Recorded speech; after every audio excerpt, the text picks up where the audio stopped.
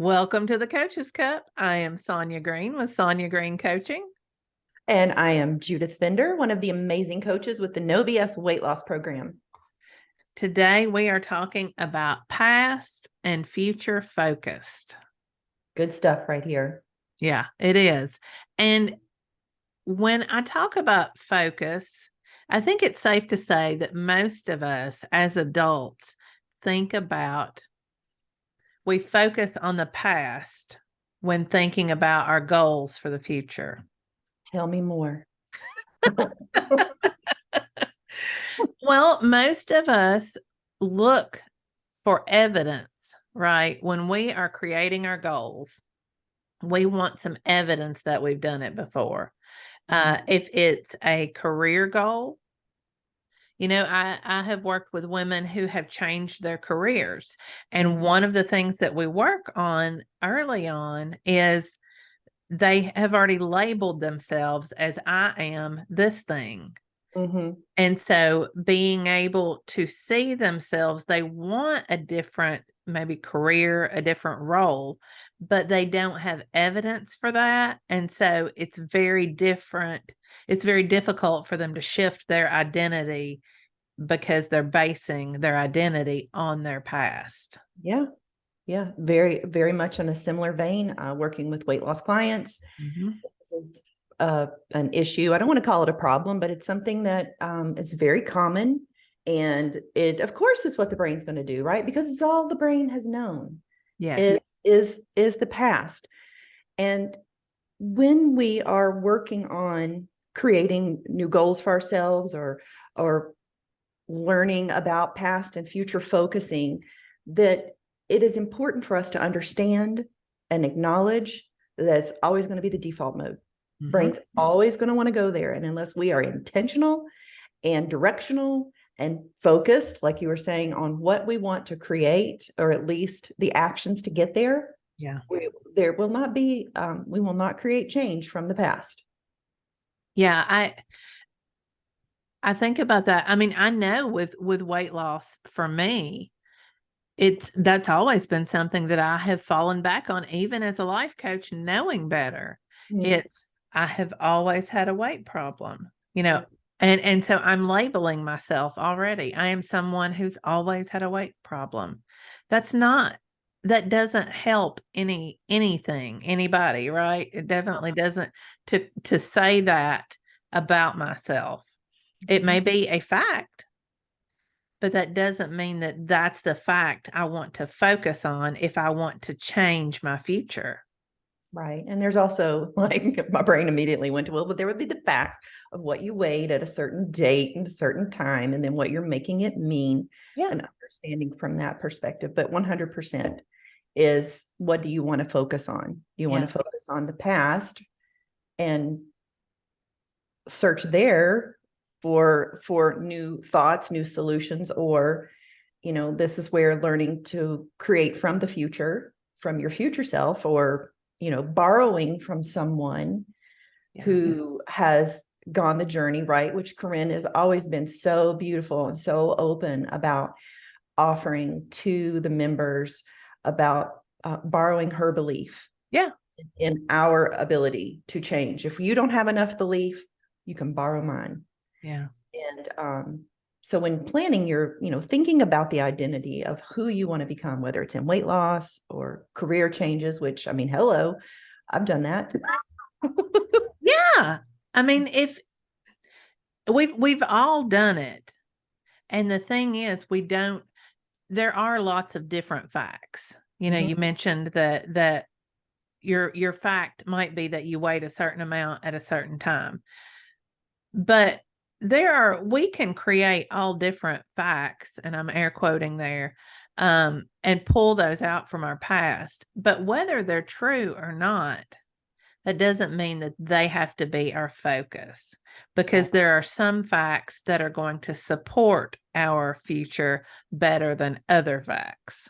I mean, like, facts that you can lose weight, right? Like, there have been, or I am a high achieving woman. I have reached all kinds of different goals. mm-hmm. I can pull those out and list them. Mhm. And when I do that, it's like, oh, well, I've achieved this goal and this goal and this goal. So why wouldn't I achieve weight loss as well? Mhm. I And mean, it's just a different focus. 100%. 100%. And then it's that what the obstacles that get in the way, Yeah. right? And of course, you can look to your past, Yeah. right? You want to be sure that if you're looking to your past, that is what did you learn? How is this going to help you towards creating your future self or your goals in the future? Yeah. It's looking to the past, or and then we could go down the rabbit holes of rewriting your past. If you have a storyline that you feel like you can't tell yourself an empowering story, or you've got to and I even want to air quote the word victim as I'm saying this out loud. I was doing some research on just like being a trauma informed coach, and it took on a whole new meaning of what it even means to when we say to a client, like we learned in life coach school, like that victim mentality. And it just gave me a lot of pause to say, there just needs to be another word. I haven't quite come up with it yet, but thinking about yourself, let's just go with disempowering. If you're thinking about yourself in a disempowering way or putting yourself in a role that's not empowering, and that's what we want to do. We want to change that narrative of the past. Yeah, that's the whole problem, is when we do things to limit our future self from achieving things for our past. So, maybe there is trauma in your past. It in no way, I don't want to in any way take away from the fact that you experienced trauma. But is it useful to focus on the fact that you experienced the trauma, or is it more useful to shift to look how I am working past this trauma? Right. And creating, right? And that Creating, yes. it's not going to be a fast. Here I am offering, right? Yeah. Being willing, right? That willingness to change your narrative and having that understanding that we can make it sound real good on paperwork. We can make it sound real good on these podcasts. But the truth is, it requires intentionality, and it requires Yes. intentionality every day. It requires intentionality in the moments when you catch your brain ruminating or going down the rabbit Yes. holes, and it's catching yourself in familiar patterns. Where you let the trauma, because wherever period that happened may have, I'm going to air quote, stunted you or changed you, altered your perspective, and you created a narrative from that point moving forward to where you are today, that shifting and understanding and collapsing that timeline is a it's a process. Yes. Oh. Yes. And I want to scream a hearty amen to what you said about it. It's an everyday thing. You have been, especially if it's something that's happened in your past that was traumatic to you, you have been reliving some of that every day since that trauma happened. So why would you think that you just have to decide one day, okay, I'm not gonna be the person who was, what was the word, stunted, that you used by trauma. I'm going to be the person who moves past my trauma.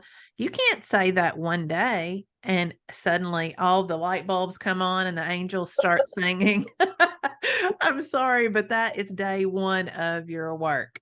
Right. That when the angels, when the can I just fascinate you all with a little bit of what is this atmosphere? I don't even know the word meteorological information I have here. Crepusculous rays. Those are the godlike rays that you Oh, see. yeah. They're called crepusculous rays. So when you have your aha moment and the heavens part, no, the angels sing, and you get the crepusculous rays. Not a great word to say. No, it's fun. Crepusculous. I like that. Um, that is your aha moment. That is your aha moment. Day And one. day one. And from that aha moment, you will have dozens, hundreds, thousands more aha moments where you start recognizing the pattern thinking, even though you're aware, you think, oh, well, I'm not going to do that again. Or, oh, I'm not going to put myself in this position again, or whatever it is. But you will inadvertently, or, just through the process of understanding your thoughts and recognizing your pattern, you will find it everywhere. You Yes. do it, how you do one thing, and you hear that stuff, even as a coach. Confirmation bias. There you go. How you do one thing, you're going to do another. Mm-hmm. And so anyway, I back to crepusculus rays, that it is an everyday thing. And when the other thing that you said that I love is to stop ruminating. This, folks, this is another thing that's very intentional. Your brain loves to indulge in the past because it's familiar and it's safe. You can't go backwards and get hurt. You only get hurt moving forward. So your brain loves to soak in that past, and you have to stop it. And I mean, I'm speaking from personal experience where you just, it starts coming in and you're like, not today, sister. Stop it there and redirect. And therein, right, the trouble lies also. Trouble, that was my air quote, even though I really didn't mean coaching myself here on the words. But again, speaking from personal experience and understanding how the brain, just yesterday I was going down, caught myself, but I had been hours already into fondling my old story, my trauma response, and my whoopee, and loving it up. It was offering me all kinds of bullshit.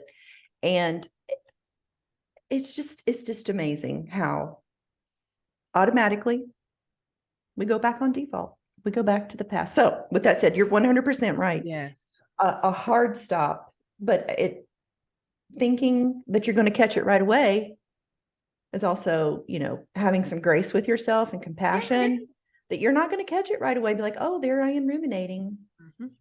I was a full on all day, just kind of laying low, fondling on it before I recognized that, oh my gosh, really?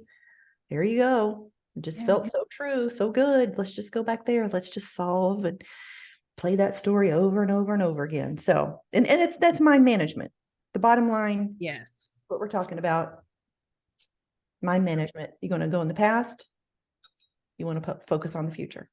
All right, Sonya, where we going to pivot here? Well, this interests me, and I don't have an answer for it, but I want to discuss it because we aren't past focused creatures until we become adults, right? I mean, we don't, when we're 10 months old, a year old, we don't say, well, I've never walked before, so I probably can't do that. Or 16, I've never driven a car before, so I probably can't do that. I've never gone to college before, so I probably can't do that. There are so many. I mean, how much of our growth and development happens in those first, let's say, 20 years of our lives? And at that point, we are typically pretty future focused. Yeah. But somewhere around 20, I don't know, give or take a few years, we shift to being more past focused. And what do you have to say about that? I could theorize. And just thinking about, like, right, the way the brain develops from the bottom up, and say we have accumulated stress, trauma, and the brain being in the habit of ruminating on the past. Yeah. Because you've accumulated some by then. And the prefrontal cortex, probably by the age of 21, at least for females, on average for males, 27 to 30. Yeah. Or it's fully online, that, and not having an understanding that we have accumulated that database of thinking that becomes an obstacle to future thinking, is maybe more what happens is less experimental because we have fear. Mm-hmm. We're just less experimental. Mm-hmm. No, I think I love that because that's one of the things that keeps us in our past is that focus on our fear. Mm-hmm. I mean, I don't know that we always recognize it as I am afraid to step out and try this new thing, but that's what it is. Mm-hmm. That's where our brain is coming from. It's like, oh, let's stay safe. So yeah, maybe, and we've created a few more failures by that point in our life, and we've decided this feels good, this doesn't feel good. Mm-hmm. It's And all so about the feelings, right? it is and driving that. and our brain's ability to tell a story based on the past, right? Well, I tried this, and well, this could be, speaking in front of public could be fearful, or I could make it mean, or just whatever it is. Our brain is going to try and rationalize and protect us from fear, from the feelings, and keep us safe and small, and Yeah. in the cave. Yeah, I absolutely. I had some, you know, in my mind, they were pretty epic moments of embarrassment or failure when I was a teenager. Mm-hmm. And it would have been very easy to have let myself just stay small and in the cave because I could look at those examples and go, wow, that was humiliating. That everybody in the room was laughing at me, or everybody saw how terribly nervous I was. Yeah. Or there was some truth to it. I mean, I was in an interview for a pretty major scholarship, and I was so nervous. They handed me a cup and a pitcher to pour myself some water, and they're like, "Here, pour yourself some water." And I felt like I had to do it, and I was shaking so bad that I spilled water everywhere just trying to pour it in the cup. And these were the people in the room who were interviewing me, watching me do that. Right. And if they were alive, they saw that. How old were you at this point? Probably about 19. Okay. And I had another interview at the same time where a woman was really rude to me. Like other people in the room apologized to me later because she was so rude because of where I was from, my accent. And so I have plenty of evidence that I could have used to let that stop me. But the story I told instead was that this is the goal I really want to achieve, and I'm going to have to keep trying to figure out a way to do it. And I did. Exactly. And I was, thinking about along the same lines of, what happens around 21 or whatever this vague age is we want to talk about. Yeah.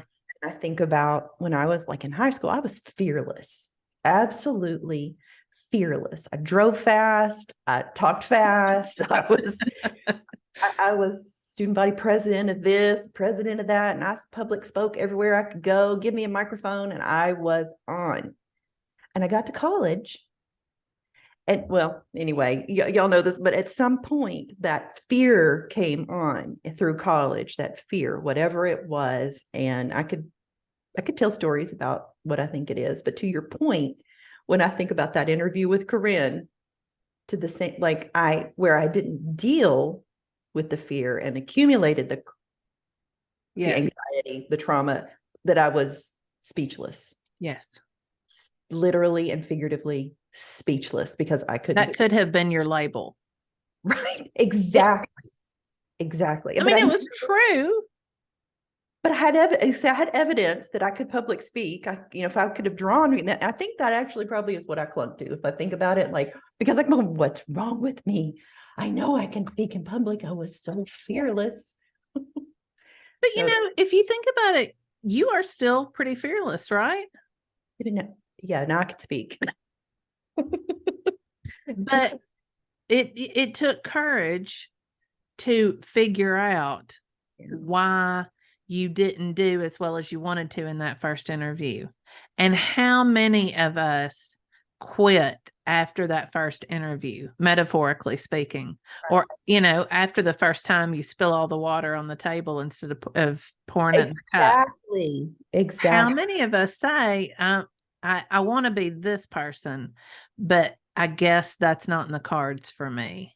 Yeah. And so we give up and we stay safe. We focus on our past instead of looking forward. Yeah. So did you get the scholarship? I didn't get that one, but I did. My whole goal was to travel, and to study abroad, and I did get another one. So, Good job. I knew you did somewhere in there. So yeah, and that it's not easy. no. I don't want anybody to think that because we have positive stories that means it was easy. That means we have chosen the stories that we want to keep emulating. I'm going to keep focusing on the positive stories that show me as the hero instead of me as the girl who fell flat on my face in front of an entire cafeteria of students, or the girl who spilled the water while she was trying to interview because she was so nervous, or that girl gave me a ton of experience, but I don't need to focus on her to create my future. Yeah. 100%. Yeah. I just soaking it all here in about speaking, and my brain traveled to, so thinking about the future focus. And at some point, like, even I guess I just always see myself on a stage speaking, just kind of sticking that out there into the universe, that I don't really know why, or what it is, but I've always had that vision. And it's just kind of nice to be in alignment, podcasting with you, Yeah. coaching with No BS, or, just in that realm of public speaking and being a leader and showing up, figuring this out, and maybe being an example of what's possible and believing in other people. Exactly. That's ultimately, that is it. That is it. So I guess for our listeners, I would encourage you, if you're listening to us, to really take a look at where you're drawing your focus for your goals. Mm. Is it from past you who failed in some way? Or is it from the place that you can achieve this, even if you've never done it before? Mm-hmm. Mm-hmm. And then I would add, say you've got it pulled from the future, you know how to do that. Like, how much time are you spending daily on the goal you want to achieve? Yeah. It doesn't happen. Is this correct to say it doesn't happen in a vacuum? Yeah, right. No, I was thinking about this the other day because I have this goal for my business, for that I plan to reach in 2 years. But it's a big goal, Yes. and I hadn't thought about what I'm doing now, how that applies to it. So I've got it in the future, but I didn't have it drilled down to what am I doing right now to achieve that. And so I looked at the course that I'm working on, which is really going to be amazing, and I'm super excited to unveil it in a few weeks. I looked at that and I created a goal around that course. How many people I need to attract for that? How am I going to do that? How am I going to get this many people introduced to my material and my coaching? And so that was something that I hadn't done at that point, even though I know to do these things. Sometimes you have to also bring in your present and look at what am I doing today to reach my future goal. 100%. So what are you doing today? Like, what are you not doing today? I mean, either way you want what to, are you? Yeah, like, absolutely. it requires my favorite thing, action. Yeah. Get into action. We're going to talk about that in a few weeks, I think. Yeah, we are. All right. Until then, if you are looking for coaching, you can find me at sonyagreencoaching.com or on Instagram at Sonya, SONYA _green coaching. And you can find me working with the No BS weight loss program or on Instagram, just Judy, JUSTJUDIE. And our Facebook page where a lot of fun things happen. The Coaches Cup podcast on Facebook. We have women who are always, and some men actually, who are always commenting, helping us out and giving us their ideas. We would love to hear your ideas for how you stay future focused, how you stay out of that story that you have around your past that's not helpful. Sounds great. All right. We'll see you next week. Bye.